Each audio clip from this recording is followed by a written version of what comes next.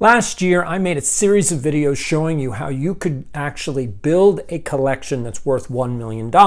And I got a lot of feedback from that video basically saying, that's not true, you can't do this.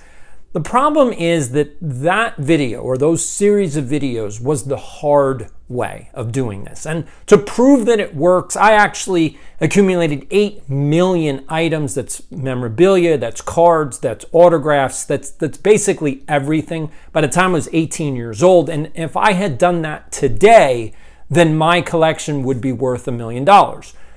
The problem is that I did it way back in the 80s and the 90s, and those things back then were never going to be worth that kind of money.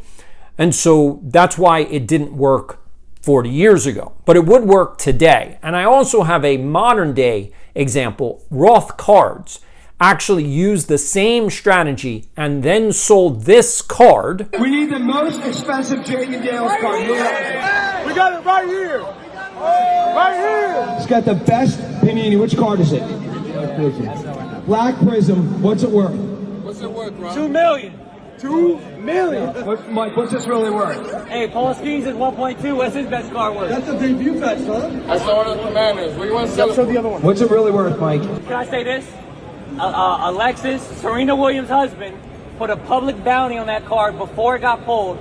First one for $250K. First bounty, raw. Before ever. So we outbid him, and now it's a 9-5. And Jaden cooked in the playoffs. We're the biggest Commander fans in the world. In the world. All right, one time, $500,000. You want it? From Josh Harris with Jaden here right now. And you're going to sign Jaden's jersey back to it. $500,000 one time. You want it? Yes or no? Oh my God! Roth Cards sold that Black Prism Jaden Daniels rookie card at Fanatics Fest this past year. And that's the strategy in the modern world. So what Roth Cards has been doing over the last several years, and this is why that old strategy, the hard way to grind your way up to $1 million does work, is because that's what Roth did. He started small and started to build up his collection and the amount of cards that he had and also the value of the cards. So we started at $5 cards, then went to $10 cards, then 20, 30, all the way up to 1,000, 10,000, and now $500,000 cards. And so he bought it probably for 300, sold it for 5. That meant he made $200,000 on that card. It's incredible. That's the modern hobby. But here's the issue. Nobody wants to do the hard way. Nobody wants to grind this out. And I get a lot of critics and criticism because they're like, if it's so easy, why don't you do it? And, that's the point. It's the hard way, and I don't want to do that. For anybody that's subscribed to this channel, been an OG with me, I have too many things, and I'm trying to get less cards, not more cards. And so the hard way to build $1 million collection is just not something that I want to do anymore. I want to get rid of stuff, not get more stuff. And so building a collection that's worth $1 million is just something that I'm not going to be able to do, given the fact that I'm a recovering card hoarder and I need to stay away from the bulk, the mass items. So buying an entire box of dollar bin cards, let's say for $10, and the box is worth around $60 to $70. Again, if you sell it, well, you make $50 off that deal. The problem is that I don't want more stuff. So what can you do? How do you get to $1 million collection without doing the grind? And that's what we're going to discuss in this video. Hello everyone and welcome back to the channel, EDI Sports Cards. I'm your host, Doc Schwartz, and as I said before, I'm a recovering card hoarder. I had over 8 million items. That means cards, memorabilia, autographs, bats, balls, books, anything you can think of. You can see some of it here. By the time I was 18 years old, and over the last decade, I've been selling off about 7.5 million items. I still have a ton more stuff to get rid of. If you want anything that I have, please just hit me on Instagram, DM at EDI Sports Cards, and we can have a conversation. Anyway, This video is going to be all about how you can build $1 million collection the easy way. I'm not going to say you're going to want to do it, but it's the easy way and to get there. And if everybody, kind of hears me out, I'm going to be honest. I'm going to be very transparent on this. I do not want to do this strategy. So I'm not giving you advice that I'm following. I'm just telling you how the modern hobby works. So if you actually want to get $1 million collection, this is the easiest way to do it. May not be the way you want to do it, but this is the easiest way to do it. Anyway, all right, let's get into it. So the first thing that you need to stay away from, all right? So let's get into what you should not do first. The first thing is rookie prospecting. Now, I know a lot of you out there are like, no, rookie prospecting the best way to do this. Actually, no, it's not the best way to do this, not anymore. In the old days, okay, when I started way back in 1985, rookie prospecting was absolutely the best way to level up your collection because the rookie cards were cheap, like really, really cheap. We're talking like a cent, 2 cents, 5 cents, 10 cents. I paid about 50 cents for all of those Greg Jeffries rookie cards when it first came out, and I was able to sell them for about $2.50 to $3 each, again, making a ton of profit off those cards. Now, again, the economics of the hobby way back when is totally different than the economics today, and that's the reason why rookie prospecting is done. I'm going to give you an example. So the New York Mets, I'm a huge New York Mets fan. Again, I'm from New York, so I'm a Rangers fan, I'm a Giants fan, I'm a Mets fan. And so one of the rookies that are coming up for the Mets is called Carson Bench. He was the number 1 draft pick for the Mets 2 years ago, and he is now coming up to the majors, all right? Now, he had a great spring. He batted .400, but who knows what that really means in the majors. Again, Brett Beatty was a top prospect for the Mets, and he's really not panned out. Luis Angel Acuna, who is Ronald Acuna's younger brother, he also really hasn't shown any spark yet. Who knows? He got traded. We'll see what he does on a new team. But a lot of these prospects never really pan out. And that's also the danger if anybody's bought any Nick Kurtz rookie cards. Again, he was Rookie of the Year last year. I did a whole video on Walt Weiss, who was another A's Rookie of the Year who never panned out. So even though you win the awards, you don't actually have a Hall of Fame career. So is Nick Kurtz going to follow the same suit? Who knows? No one can predict. I certainly don't have a crystal ball. But this is why rookie prospecting doesn't work in the modern era. Carson Bench's cards. Again, all of last year, he was in the minor leagues. He started at high single A, then went to triple A. All right, so he ended last season at triple A. So he went through the minors all in 1 year, which means he's a top prospect. The problem is that his rookie cards, so his first Bowmans, were going for over $100 each. I just told you the Greg Jeffries rookie cards I was buying for 50 cents. Now, let's take inflation into account. So what should the cards be worth today if it's even? Like if 40 years ago is even to today. So Carson Bench's cards, rookie cards, he wasn't in the majors. He's just a prospect. So if everything was even, Carson Bench's card should be around $20 because he's a prospect. You're speculating and you're spending $20. It's not nothing, but it's also not breaking the bank. If you spend $100 or $150 or $200 on a rookie card for a guy that's not even in the majors, you're kind of throwing your money away. And that's why rookie prospecting no longer works. If you're trying to get these, again, first Bowman, let's say autograph and refractors, you're paying $1,000. The guy is not even getting at bats.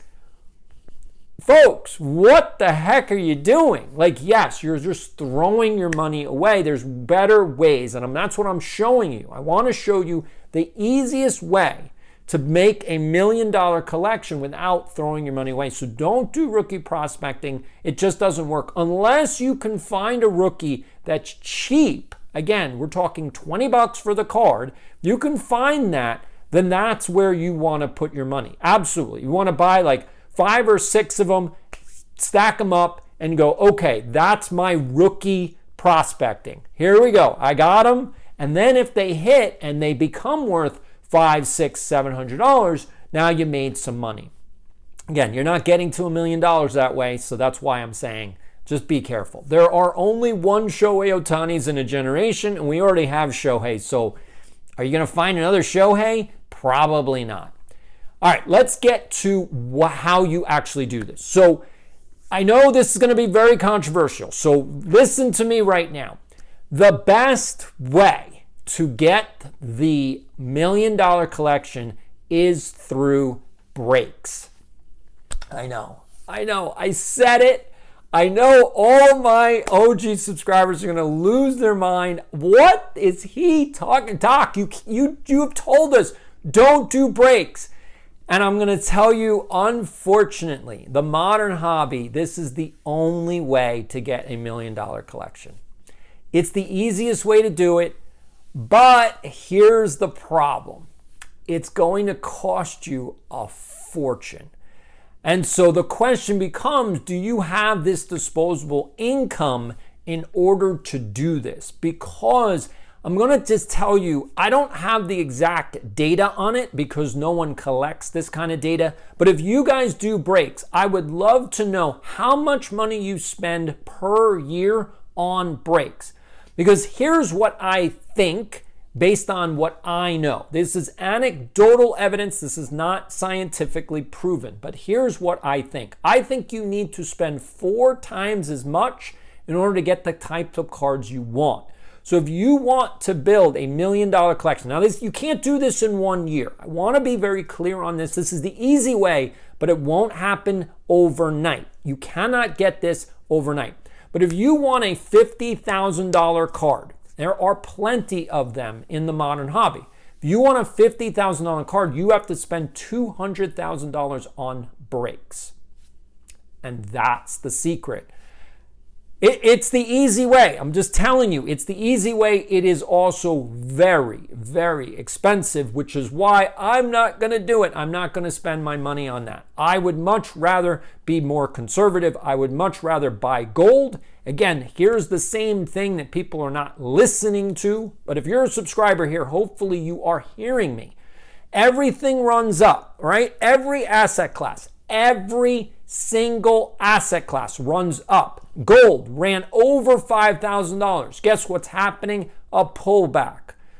Cards ran up. What happened? Pullback. Every asset class does the same thing. That's it. It's got nothing to do with anything else. And what some of the Wall Street guys are trying to do, the Wall Street bros, they're trying to make sports cards at the high end. Again, there's a difference between everything else cards and high-end cards. And if you want to know more about high-end cards, subscribe to my Substack here. This is the high-end card Substack that I write, the newsletter. Just go over and subscribe to that. We're going to go do a deep dive on high-end cards and all the other stuff.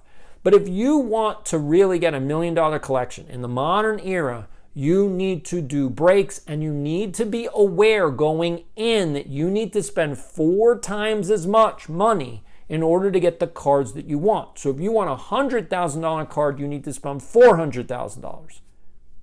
This is why the modern hobby, I believe, is broken, because you can't get there without large sums of cash. That means this hobby is only for the wealthy, or unfortunately the degenerate gambler.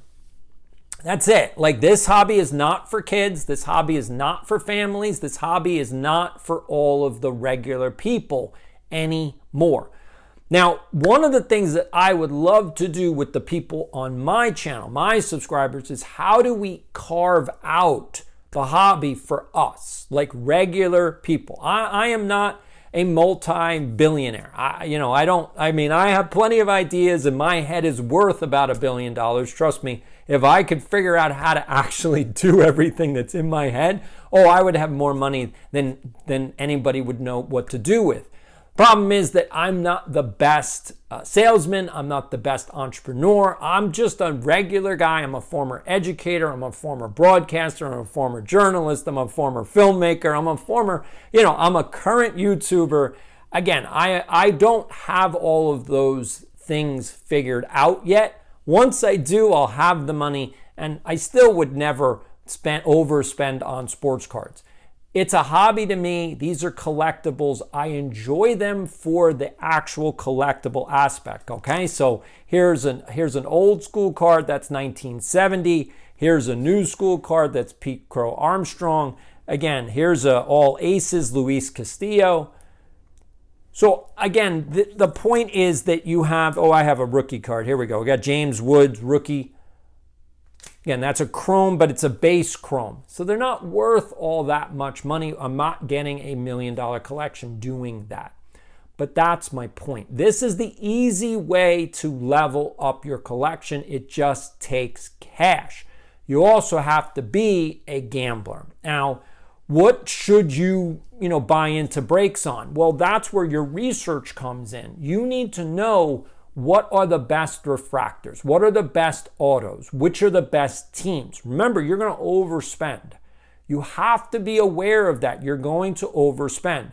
So if you want to think about it, I would put together a list of the top 10 players and which of those cards that are going to be worth the most. At this point, Shohei Ohtani has already, all of his cards are already out. The cards that are worth the money are already out. So now you need the new players, the new stars, the new MLB prospects so that you can go, okay, these are the guys that are going to be worth money. Is a new Juan Soto card coming out that's going to be worth $100,000? Probably not. What about an Acuna? No, probably not. What about a Tatis or, a Guerrero? Probably not. You're probably lost on those cards. You can still do with breaks. You have to get the players within the first 3 years, of their career, because that's where you're going to get the potential bump.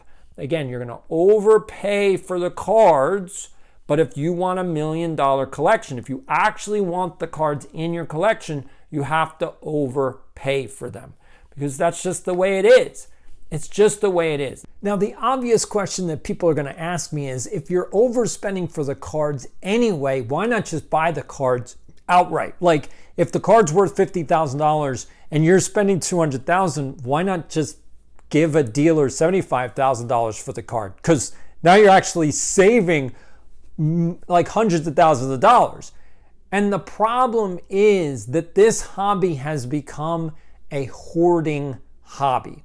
Yes, you are just like me. You never get rid of cards, and this is the real problem.